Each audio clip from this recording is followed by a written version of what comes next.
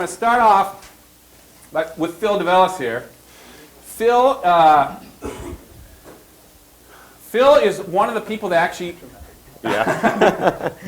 We didn't know Phil at first, but we knew him through this video that appeared, the famous remash, as they say, a mashup of a 1984 ad, an Apple ad in the early 80s there. Or, yeah, 1984, Apple came out with their great ad on introducing the Macintosh, and he essentially used it as a mashup. A mashup is a category which we didn't mention here, in which you basically take content that is in one environment and repurpose it for another.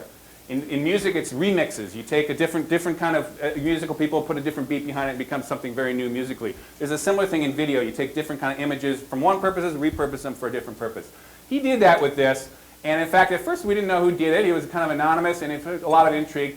Now, eventually, we understood it as Phil. It's been viewed more than 4 million times on YouTube. It's been all through the networks and everything else. People know about Phil. Phil is now since, in fact, in the rough and tumble changing world of this space. He just yesterday has taken a job with one of the really top media firms here in DC, and he'll be the Vice President of New Media. Yeah. Vice President of New Media, and maybe you can talk about his new job as well. Actually, introducing Phil Vellis. Great, thank you. Well, thanks, great introduction. Thank you for having me. New Politics Institute does a great job of understanding and studying and explaining these things. I just kind of mess around with a computer and come up with stuff. But I think a lot of what Peter said is really true. I'll just tell a little bit about myself, and then I have a few video clips to show examples. More than anybody else, I'm surprised at how big this exploded. And I think part of the reason is people are really interested in YouTube. They're really interested in this campaign. And with the technology now, it's just really easy to share video clips, whether it's somebody posting it on their website, a news organization giving a link, or just through email. You know, just about a year ago, if you wanted to send a video around, you'd have to send a real player file or a Windows file. You wouldn't have the right program. It would be a total pain. Now everybody, you know, your friends, your mother, your grandmother can all open them up. So the video I did was a mashup, which, I don't know, how many people here are familiar with that form of stuff? Okay, fair. Before I did my thing, were people familiar with it? Not so much. Okay, so a lot of people were wondering, what is this thing? And the reason why I chose the form is I came up with the idea really quickly, and then one Sunday afternoon, I did it in my apartment on my laptop using Final Cut Pro.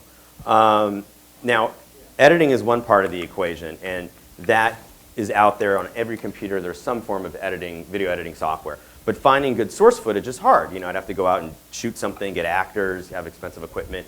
The cool thing about mashups is they allow you to deliver a very sophisticated message just by pulling different clips together and doing something. So the first clip I'm going to show is a mashup of Brokeback Mountain and Back to the Future. It's Break Back to the Future. And this is just to show this was done maybe a year ago or so.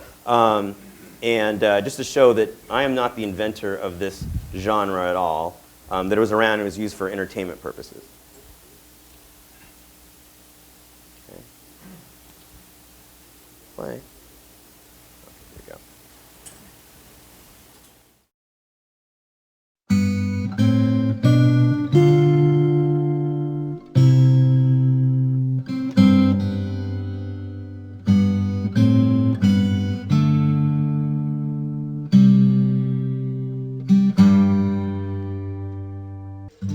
From the future.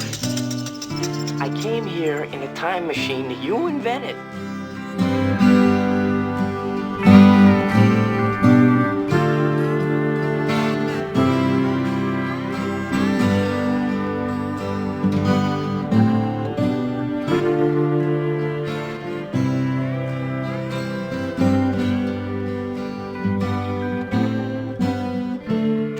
This so-called Dr. Brown is dangerous. He's a real nutcase. You hang around with him, you're going to end up in big trouble. Oh, yes, sir. Well, this goes on for another minute or so. I think you guys get the idea. So I'd seen a bunch of these. You know, they also had one with the movie The Shining, which is a horror movie, and they remade it into a romantic comedy. You know, so I just thought that whole art form was hilarious. And also, Michael Moore did a great one in Fahrenheit 9/11, where he did a mashup of Bonanza and the war in Afghanistan. So you can see I was inspired by a few things. Now the challenge for me is that I'm public is, how do you repeat this even on a much smaller scale?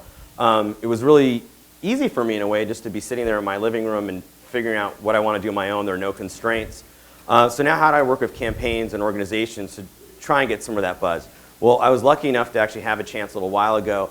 I worked with a group called the Vaz.org, and they were doing a campaign to get Paul Wolfowitz fired from the World Bank. So I tried to repeat a similar thing. It's not as edgy as the clip you guys know me for, but I came with this idea of mashing up the show The Office with the Paul Wolfowitz scandal. So I'll show you about a minute of this here. Actually, just so I understand, raise your hand if you're bank staff. Okay, that's what I thought.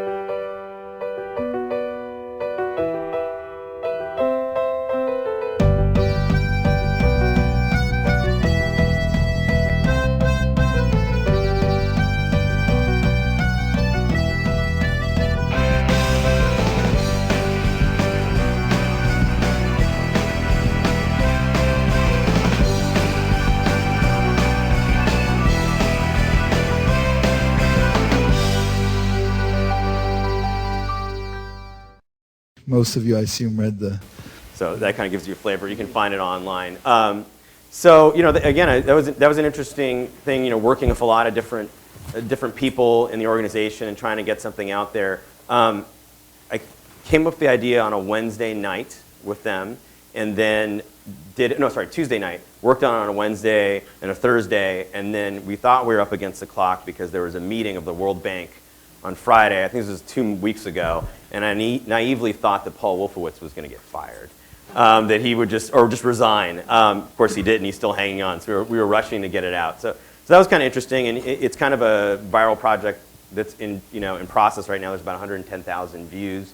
A lot of workers at the World Bank passed it around. A lot of people that are interested not just in politics, that were interested in The Office, looked at it as well. And that's another reason why I think mashups are kind of interesting, is because of my first piece, you got people that are interested in not only politics, Hillary Clinton, Obama, but also Apple computers, YouTube, and now here with this, you have a hit sitcom. So I think that's one measure, that's one way campaigns can reach out to people, is to blend popular culture into their work. So there you go. This thing right now is there. It's getting passed around. It could take off more. It could just kind of stay where it is. I know the market for Wolfowitz isn't as big as for the presidential campaign. But